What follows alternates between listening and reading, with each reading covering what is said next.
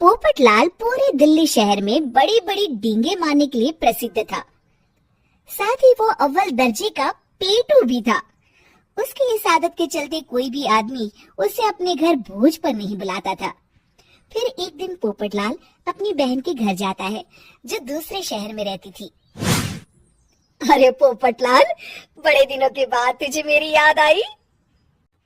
My dear बहना, तू तो जानती है मैं अपने कारोबार में कितना व्यस्त रहता हूँ। हाँ, तेरी बात भी सही है। अब आया है तो कुछ दिन ठहर के जाना। अरे दीदी, ये भी कोई कहने की बात है। श्यामा देवी पोपटलाल को रहने के लिए एक कमरा दे देती है। अगली सुबह पोपटलाल जोर जोर से गरारे करना शुरू। नकुल की पत्नी नींद से जाग जाती है और घबराकर अपने पति नकुल को जगाती है। अरे उठिए, लगता है हमारे घर में कोई जानवर घुस आया है। कैसी अजीब अजीब आवाजें निकाल रहा है, मुझे तो बड़ा डर लग रहा है। अरे कोई जानवर नहीं है भाग्यवान, पोपटलाल मामा जी हैं, अपना गला साफ कर रहे हैं। इतनी सुबह सुबह?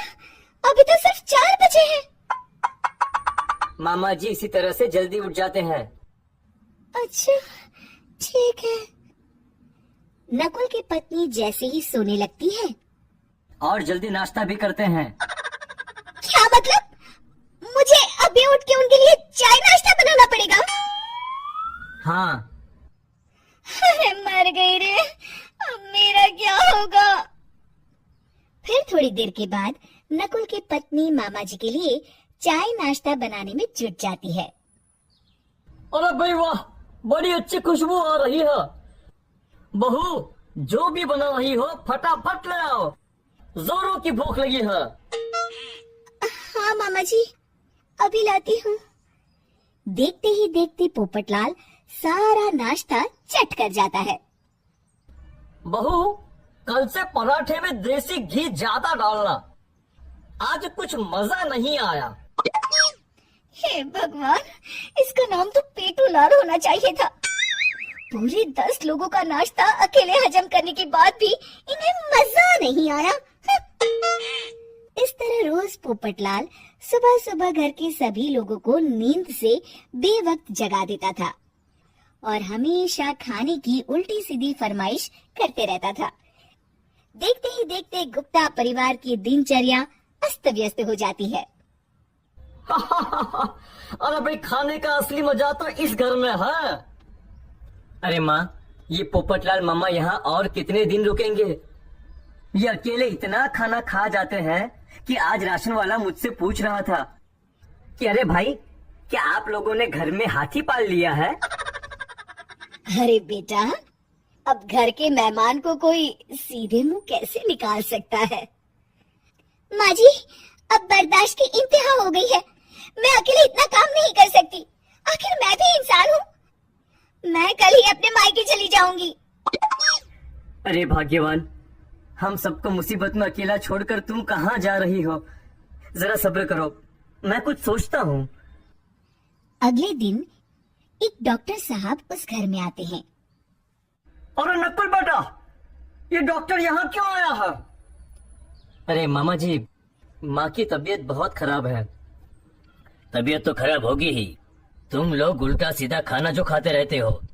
देखो नकुल, मैं तुम्हारा फैमिली डॉक्टर हूँ, इसलिए आज से मैं जो कहूँगा तुम सबको वही खाना रोज खाना पड़ेगा। आजकल कितनी बीमारियां फैल रही हैं, पता भी है तुम्हें? आज से तुम सब सिर्फ सलाद और करेले का जूस पियोगे, समझे? डॉक्टर अंकल, आप ठीक कहते हैं। पोपटलाल घबरा के, अरे क्या खाक ठीक है भांजे, ये डॉक्टर सीधे सीधे हमें घास फूस खाने के लिए कह रहा है। अरे मैं कहता हूँ भगा इस डॉक्टर के बच्चे को यहाँ से। अरे मामा जी, डॉक्टर साहब ठीक ही तो कह रहे हैं।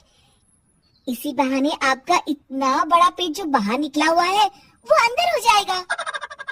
इस तरह गुप्ता परिवार रोज खाने में सिर्फ सलाद खाना शुरू कर देता है। बेचारे पोपटलाल का बुरा हाल हो जाता है। ये लीजिए मामा जी, ताजा ताजा करेले का जूस। अरे नहीं नहीं बहू, मैं मरने से पहले मरना नहीं चाहता। मुझे तुम लोग माफ करो। यह भेड़ बकरी वाली जिंदगी तुम लोगों को मुबारक हो। मैं तो चला यहाँ से। पोपटलाल अगले दिन ही घर छोड़कर चला जाता है। क्यों बेटा नकुल, मेरी अदाकारी कैसी थी? मजा आ गया डॉक्टर। आपने तो बॉलीवुड के कलाकारों को भी मात कर दिया। आपको तो ऑस्कर मिलना चाहिए। बेटा ये थोड़ा ज्यादा हो गया।